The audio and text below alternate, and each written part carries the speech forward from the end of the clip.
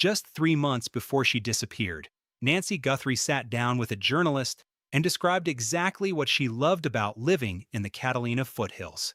She didn't hesitate. She talked about the air, the quality of life, the laid-back, gentle rhythm of the desert. She laughed while explaining how she liked to watch the javelinas eat her plants. That was Nancy in November 2025, 84 years old. Sharp, present, completely at home in the neighborhood she had chosen for herself more than 50 years earlier. She was not a woman who lived in fear. She was a woman who had built a life in a specific place and stayed there by choice. And that choice, that deep, settled comfort, that accumulated sense of safety in a quiet and familiar place, is the first thing you need to understand about this case.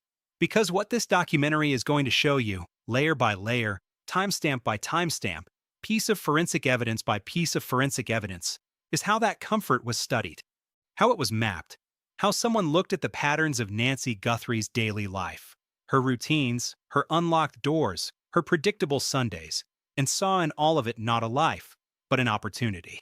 And then they acted on it. This is not just the story of what happened on the night of February 1st, 2026. This is the story of the new insight that changed everything investigators thought they knew about this case. It is the story of recovered footage that was never supposed to exist. It is the story of a motive the sheriff confirmed and then refused to finish explaining. It is the story of 3 raids that ended without a single arrest, the DNA evidence that went to the wrong laboratory, and a forensic question that has been sitting unanswered for 52 days. Who knew enough about Nancy Guthrie's life to use it against her? And how long had they been watching before they finally moved? That is what this entire documentary is built to answer. And if that question grabs you the way it should, subscribe right now and turn on the notification bell. Every case we cover on this channel, we work from the forensic evidence up, not the surface, not the headlines, the structure underneath. You will not find this depth anywhere else. Now, back to that Sunday morning, and back to what she saw first. The crime scene that broke every rule come nightfall. The unincorporated community north of Tucson is plunged into secluded darkness. Nancy's home sits on an acre of arid desert land, a 3,776 square foot property built in 1969, set back from the road behind towering saguaro cacti and a long, winding driveway. And those long, winding driveways shroud nearly every house in this affluent neighborhood. Properties sit on lots over an acre each. Neighbors are spaced out, tucked away behind desert foliage. This is not a neighborhood where you hear your neighbors. This is not a neighborhood where someone walking in the dark at 2 in the morning would be seen by anyone who wasn't specifically looking. That physical reality is not background detail. It is operational context. It is part of why this property, on this street, in this neighborhood, worked for whoever came that night. Nancy Guthrie was last seen on the evening of Saturday, January 31st, 2026. She had spent the evening with family and was dropped off at her home by her son-in-law, Tommaso Cioni, at approximately 9:50 p.m. The garage door opened. It closed. Tommaso drove away. Everything looked exactly the way it was supposed to look. And for the next several hours, the house was still. The desert was quiet. The darkness that Nancy Guthrie had described as gentle and laid-back settled over the Catalina foothills the way it always did. She did not arrive for a scheduled live stream of a church service the following morning. A member of her church contacted the family to report she had not appeared as expected. Relatives went to her home around 11 a.m., searched the house and the surrounding property, and found no sign of her. Around noon, the family called 911. Deputies responding to the residents noted that Nancy's personal belongings, including her phone and other essential items, were still inside the home. Her daily medication was on the counter, the kind she needed every single day. The sheriff confirmed publicly that without it, the consequences within 24 hours could become life-threatening. Ask yourself this. You are a deputy responding to what is logged as a missing persons call. You walk into that house. The phone is there. The medication is there. The car is there. Every item that a person would take if they chose to leave is exactly where it was last night. And then you see what is on the front porch. Forensic analysis confirmed that biological material found at the scene belonged to Nancy. You radio in. You stop treating this as a missing persons case. And within hours, the lead investigator makes a call that almost never happens this fast. Pima County Sheriff Chris Nanos confirmed, "We believe now, after we process that crime scene, that we do in fact have a crime scene. That we do in fact have a crime." Homicide investigators were called in that same day, not the following morning, not after 48 hours. Day 1. That single operational decision tells you everything about the weight of what those deputies found inside that house. The sheriff stated clearly that Nancy did not leave on her own. He confirmed the case was targeted. And then he said something that every investigative analyst covering this case has been turning over ever since. He said investigators believe they know why this happened. He said they believe they understand the motive. And then he stopped. He said he could not share it, not because they don't know, but because sharing it hands the suspect information about the shape of the investigation. That silence is not ignorance. That silence is strategy. 52 days have passed since Nancy Guthrie was last seen in that desert house she loved. The investigation has deployed over 400 personnel. It has generated more than 13,000 tips. It has produced recovered camera footage that should not exist. A forensic profile built from a backpack sold exclusively at one retailer. DNA evidence currently being processed through a technique that helped crack the Golden State Killer case. And a string of leads that each looked like the breakthrough, until they weren't. Every single one of those layers is examined in this documentary. Every contradiction. Every new insight that changed what investigators thought they were looking at. But all of it starts here with what she saw first. And with the question that the entire investigation is quietly built around. What did someone else see in her life, long before that night, that made her the one they came for? The life they were watching according to Savannah Guthrie. Her mother first laid eyes on her father on a blind date at a University of Kentucky basketball game. Nancy looked at him standing at the door of her sorority house and said out loud to whoever was listening, "That's the man I'm going to marry." She was right. She was always right about the things that mattered to her. That precision, that clarity of conviction, is not a romantic footnote in this case. It is a character trait that shows up in everything Nancy Guthrie built across 8 decades of living. She did not drift. She did not wander. She decided. And then she committed. And then she stayed. She stayed in her marriage. She stayed in her faith. She stayed in her work. And she stayed in Tucson long after any obligation to do so had passed. And it is that quality, that deep, structured, repeating loyalty to the routine she had chosen, that made her life, in the eyes of someone watching it from the outside, entirely predictable, entirely readable, entirely mappable. And that is where this chapter becomes forensically significant. Nancy Ellen Long was born on January 27, 1942, in Fort Wright, Kentucky, a small city in Kenton County, just south of Cincinnati across the Ohio River.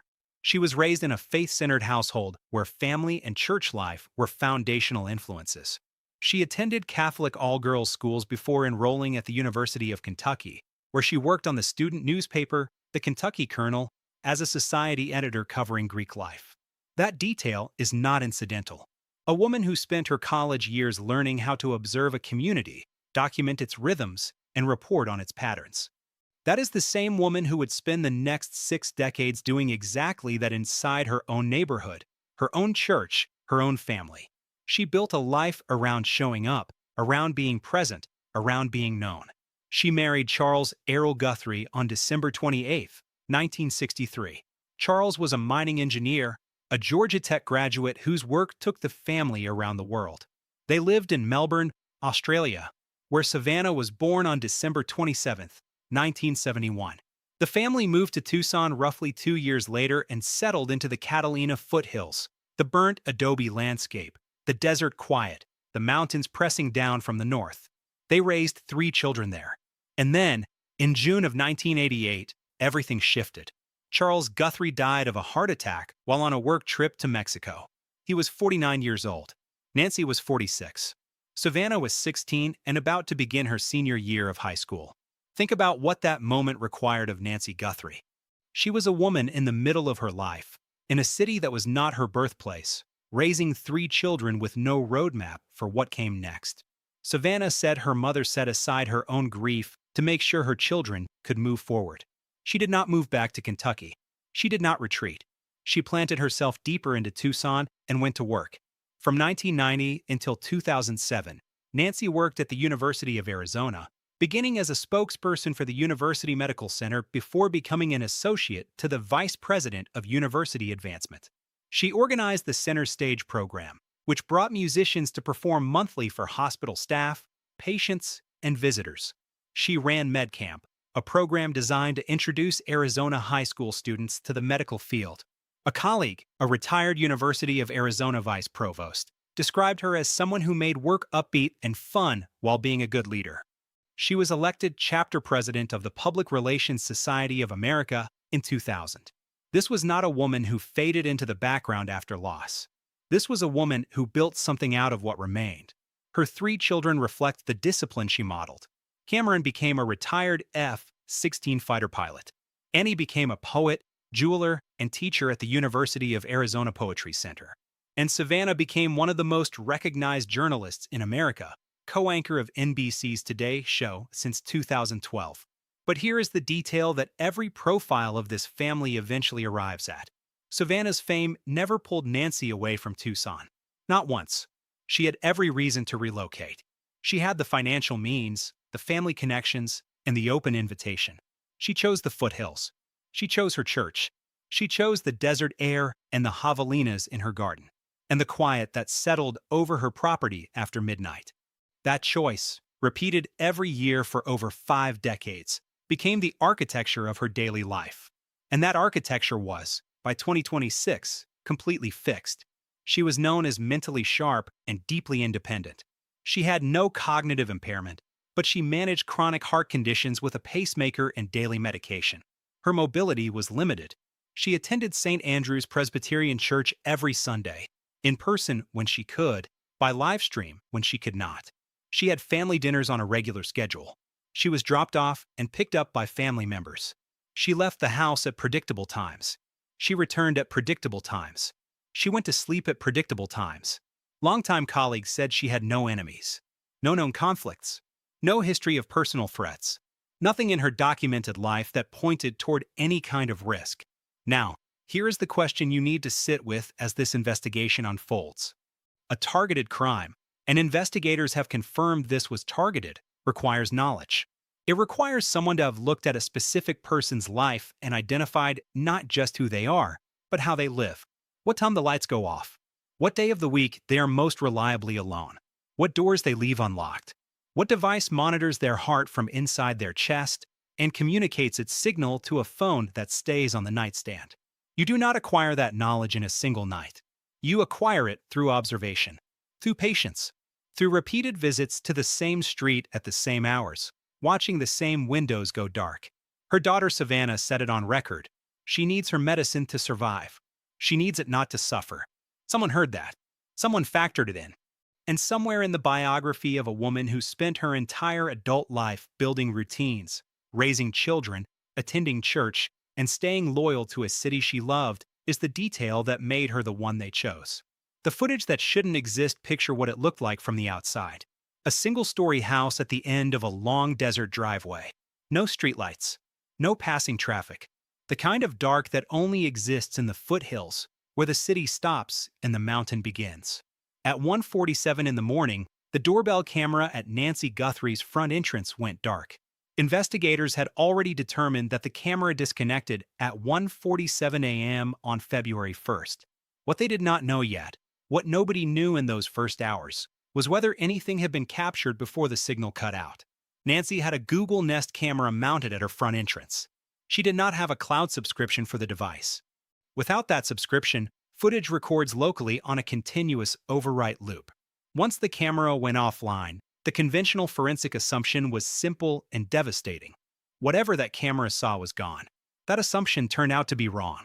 Engineers at Google, which owns Nest, spent several days working through a forensic recovery process that required multiple rounds of legal and technical back and forth.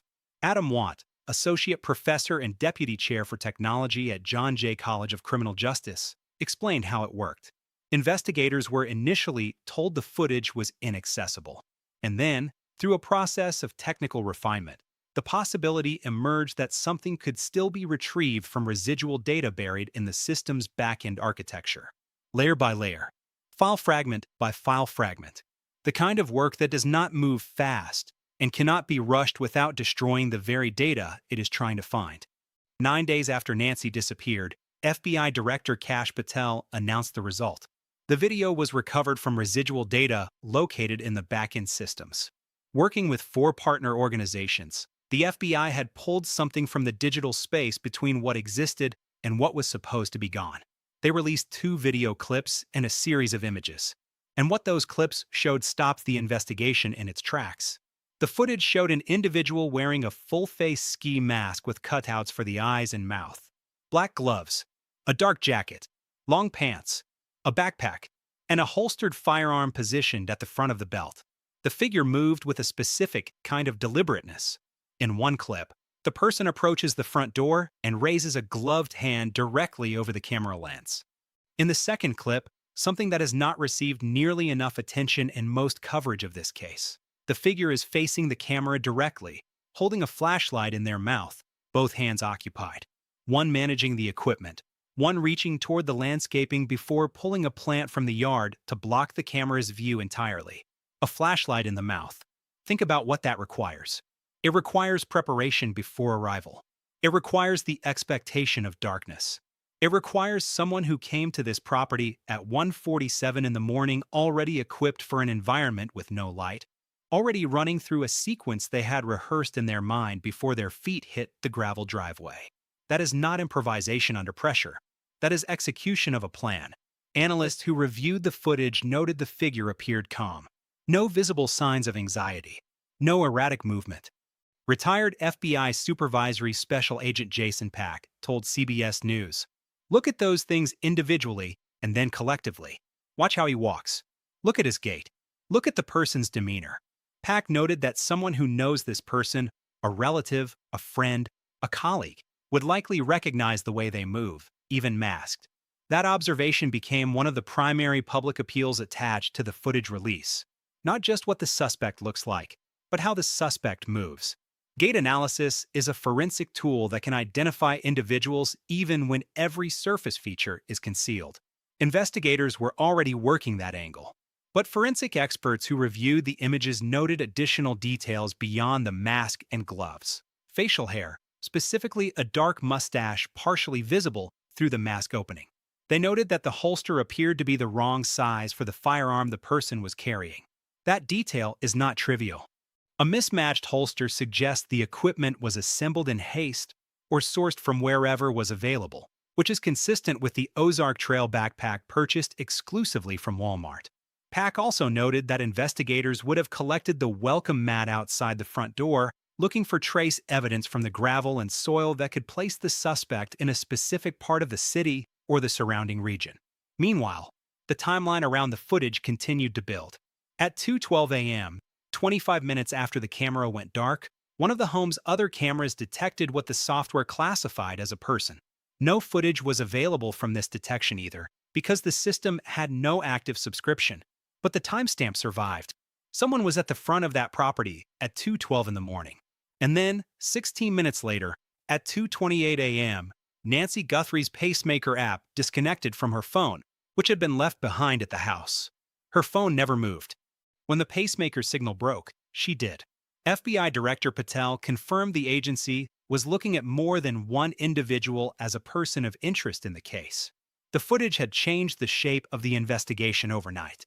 Tips had dramatically increased. The case had reached the White House.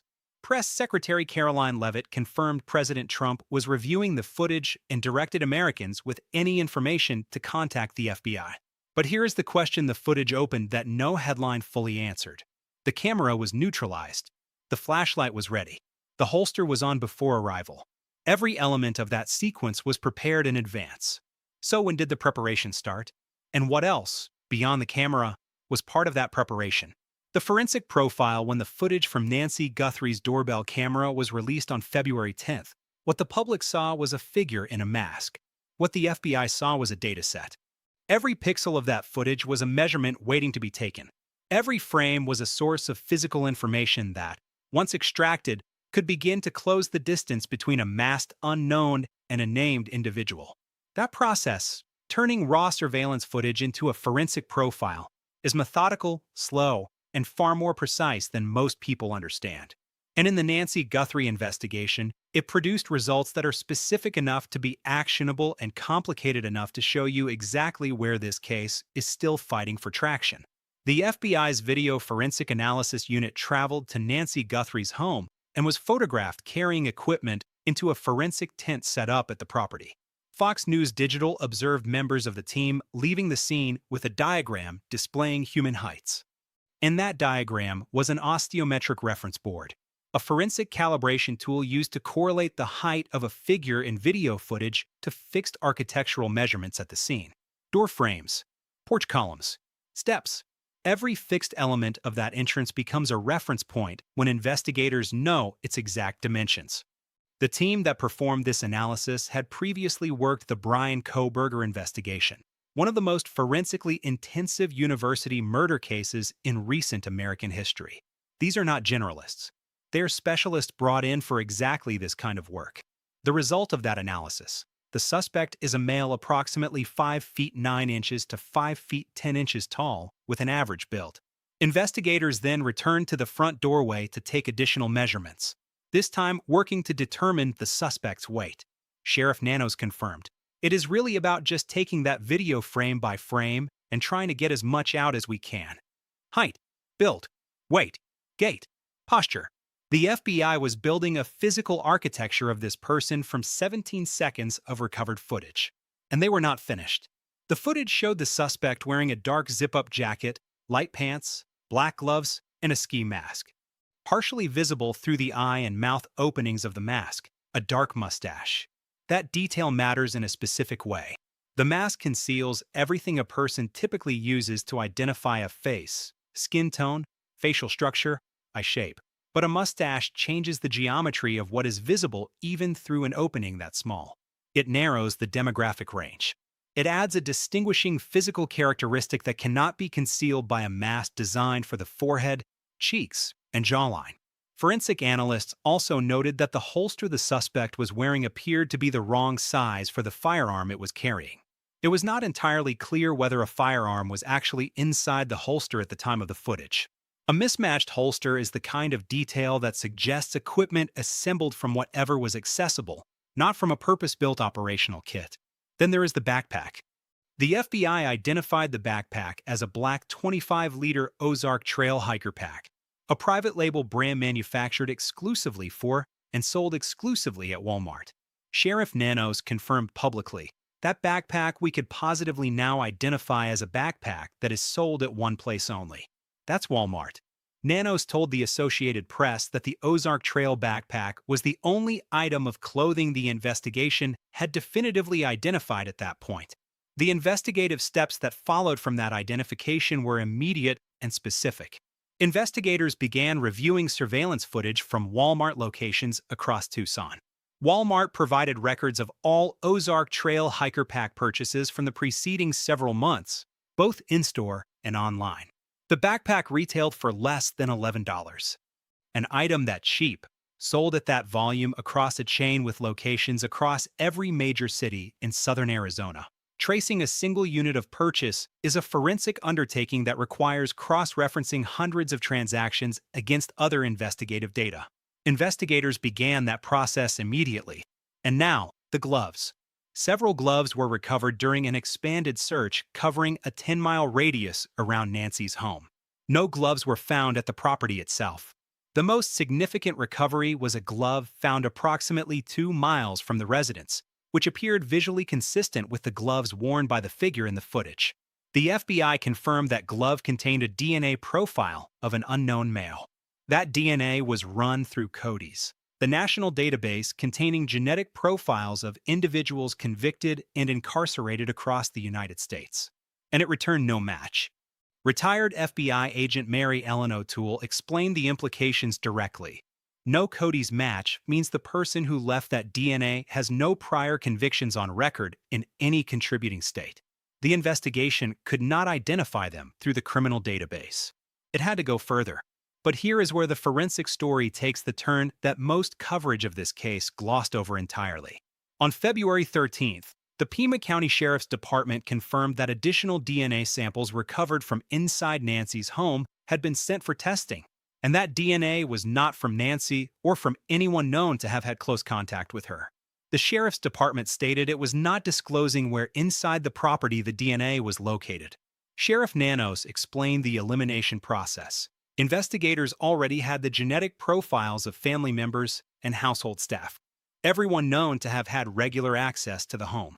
The process was one of systematic elimination, confirming who the unknown DNA was not before determining who it was. The ransom notes and the blockchain 5 days after Nancy Guthrie disappeared, the case changed shape again. Not because investigators found a new lead inside the house. Not because a witness came forward with something useful. It changed because a piece of correspondence arrived at the offices of a national media outlet. And what it contained was specific enough to stop everyone in the investigation cold. TMZ reported receiving an alleged ransom note demanding a substantial payment in Bitcoin for Nancy Guthrie's safe return. The note included a deadline, a threat of consequences if the demand was not met, and a Bitcoin wallet address that TMZ verified as a real on-chain account. Around the same time, 2 Tucson area television stations, KWLD News 13 and another local outlet, reported receiving similar correspondence demanding millions of dollars payable in cryptocurrency. 3 separate media outlets, 3 separate deliveries, the same core demand. That pattern of distribution, sending the notes to local Arizona stations specifically, was something the investigative community immediately noted. Whoever sent those notes knew the local Tucson media landscape. They knew which outlets were covering the case. That knowledge does not come from watching national news. It comes from being local. The note being taken seriously by investigators included a first deadline of 5 p.m. on Thursday, February 5th. If payment was not made by that time, a second deadline of Monday, February 9th at 5 p.m. was specified. 2 deadlines, both specific, both time-stamped, both attached to a verified Bitcoin address that anyone with access to a public blockchain explorer could monitor in real time. KGUN9 reported the demand at $6 million in Bitcoin. It remains unclear whether payment of that amount would have secured Nancy's release. Sheriff Nanos told reporters he was absolutely not dismissing the ransom claims. The Pima County Sheriff's Department confirmed publicly via their official accounts that they were aware of the ransom notes and treating all leads with the utmost seriousness. Then, on February 5th, Cameron Guthrie posted a public video. He looked directly into the camera and said, "Whoever is holding our mother, the family wants to hear from them." He was not angry. He was measured. He was asking for a line of communication. 2 days later, on February 7th, Savannah Guthrie appeared on Instagram alongside her siblings. She looked at the camera and said 3 words, "We will pay." No conditions attached to the public statement. No qualifications. 3 words that traveled across every major news outlet within hours and told whoever was holding Nancy Guthrie that the family was willing to negotiate. Hours before the Monday, February 9th deadline, Savannah released another video. This time, she said, "We need your help. Law enforcement is working tirelessly around the clock trying to bring her home. She was taken and we don't know where, and we need your help." The video did not mention the ransom. It did not reference the deadline that was hours away. It spoke directly to the public, directly to anyone who might know something, and directly, whether intentionally or not, to whoever was on the other side of that Bitcoin wallet. The 5 p.m. deadline passed. Then the Monday deadline passed. There was no confirmed communication between the Guthrie family and whoever sent the notes. Investigators had not verified whether the ransom correspondence was genuinely connected to Nancy's disappearance. And then something moved. TMZ founder Harvey Levin told News Nation that for the first time, there was activity in the Bitcoin account listed in the ransom note. He said the movement had occurred within the previous 90 minutes. He declined to state the amount. He said the reasons for that would become clearer as the days passed. The family confirmed at least one transaction had been made around 5 p.m. Arizona time to the Bitcoin address listed in the notes sent to their sister station KWLD. A blockchain, a wallet, a transaction timed within minutes of one of the stated deadlines. Now, here is where the forensic dimension of Bitcoin becomes critical to understanding what that transaction meant and what it gave investigators. All Bitcoin transactions are recorded and monitored on the public blockchain, which functions similarly to a bank ledger. Every transaction is visible.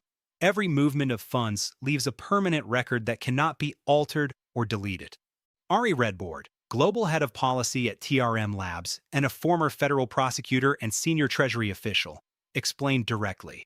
Crypto has changed the economics and incentives behind ransom and extortion by increasing speed and reach. But it has also given law enforcement and national security teams unprecedented visibility. The moment whoever controlled that wallet attempted to move the funds to a cryptocurrency exchange to convert them, an exchange operating under federal Know Your Customer regulations, they would be required to provide a legal name, a date of birth, and a government-issued identification. Bitcoin is not cash. It only behaves like cash until the moment someone tries to spend it through a regulated system. At that moment, the anonymity disappears. A third note then arrived at TMZ, this one not from the same sender as the first two. This note demanded 1 Bitcoin, worth approximately $70,000 at the time, in exchange for information about the individual responsible for taking Nancy. Not a ransom note, an information note. A third party, separate from whoever sent the original correspondence, now inserting themselves into the case. TMZ passed it to the FBI. The FBI said nothing publicly. The family had asked for proof of life. None had been provided. 2 deadlines had passed. Activity had occurred in the wallet. A third note had arrived from an unverified source. And the investigation had now accumulated a digital trail, a blockchain record, a wallet address, a series of timed transactions that the most sophisticated financial forensics teams in the world were already working to trace. The question was not whether the money could be followed. The question was whether it could be followed fast enough. And somewhere in that race between the blockchain and the clock, the answer to who sent those notes was waiting. 3 raids, 3 walls. There is a specific sound that an investigation makes when it is moving fast and hitting walls. It is the sound of SWAT vehicles on a residential street at midnight. Forensic trucks running their generators in a restaurant parking lot. Evidence tape being pulled off a spool and wrapped around a gray SUV while a camera crew films from the perimeter. It is the sound of momentum that does not yet have a name attached to it. In the weeks following Nancy Guthrie's disappearance, that sound echoed across 3 separate operations. 3 moments where the investigation surged forward with enough force to stop the news cycle and redirect the attention of millions of people watching from across the country. And in each case, the surge hit a wall. No arrest, no confirmed connection, no name. But each operation left something behind. A forensic data point, a cleared lead, a narrowed field that quietly moved the investigation forward, even as the headlines described another dead end. The first operation came on the night of February 10th. The same day the FBI released surveillance footage of the masked figure at Nancy's front door, the tip line lit up. By February 11th, the Pima County Sheriff's Department confirmed it had received nearly 18,000 calls since February 1st, with more than 4,000 in the previous 24 hours alone. Inside that surge of tips was a lead specific enough to act on. Law enforcement detained a subject during a traffic stop approximately 60 miles south of Tucson, in Rio Rico, a community of around 20,000 people located near the United States border with Mexico. The man, who identified himself as Carlos Palacios, a 27-year-old delivery driver, told Telemundo he was pulled over while his wife was driving near their home. He said investigators told him he was being detained in connection with a removal case. He said he told them he might have delivered a package to the address in question, but had no involvement beyond that. A search warrant was executed at his Rio Rico residence. His mother-in-law confirmed investigators went through the home and took photographs. She said she had been told someone had provided a tip claiming the person they were looking for was inside her house. By the following morning, Palacios was standing outside his home speaking to reporters. His front and back doors had been damaged during the search. He described the experience as terrifying and maintained he had no connection to the case. He was released. No charges. No confirmed link to the investigation. 3 days later, the second operation. Larger, louder, more operationally visible than anything the investigation had produced so far. Shortly before midnight on February 13th, the Pima County Sheriff's Department posted on X, "Law enforcement activity is underway at a residence near East Orange Grove Road and North First Avenue." Dozens of law enforcement vehicles converged on a home approximately 2 miles from Nancy Guthrie's house. SWAT units were visible. Forensic trucks were running. Multiple roads in the surrounding area were closed and remained shut for approximately 4 hours. Luke Daly, a 36-year-old Tucson man with a prior criminal record, was detained outside a nearby restaurant while his gray Range Rover was searched and subsequently towed. At the same time, his mother was detained at their shared home while agents conducted a search of the interior. Agents photographed the interior of the Range Rover's trunk at the scene before wrapping the vehicle in evidence tape and having it removed. The operation ran through the night. Both Daly and his mother were released without charges. His attorney confirmed in a statement that 2 search warrants had been served and that his client had no connection whatsoever to Nancy Guthrie's disappearance. Weeks later, Daly gave an interview describing the experience in detail. He said investigators took his cell phone, forensically processed the Range Rover, returned it to him covered in a white testing substance with a drained battery, and released him without explanation. He said he had no idea what led investigators to him and expressed frustration that online speculation about his involvement persisted long after his release. The Cody's non-match on the glove DNA was one of the details that forensically pointed away from individuals with documented criminal histories. Neither Daly nor anyone confirmed connected to him was ever named as a suspect by law enforcement. The third operation came in mid-March. Quieter, less visible, but potentially the most investigatively significant of the 3. Investigators returned to the Catalina Foothills neighborhood to focus attention on a property that had been vacated in the period shortly before Nancy disappeared. A source told NewsNation that this vacant property was under active investigative scrutiny.